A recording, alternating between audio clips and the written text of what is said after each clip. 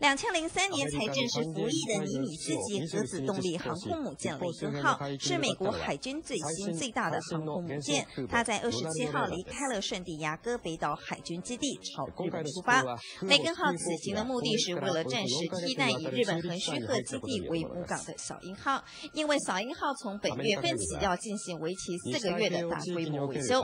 造价50亿美金的雷根号全长333公尺，是美国第9艘尼米兹级航空母舰，舰上配备2具核子反应炉，可以连续运转20年不添加核燃料。雷根号上搭载的机队包括了战斗机、鹰眼式空中预警机以及反潜直升机等，而这次还有2架神盾级军舰陪同雷根号来到日本。专家认为，美国会派出如此大阵仗，主要是为了强化对北韩飞弹试射的监视。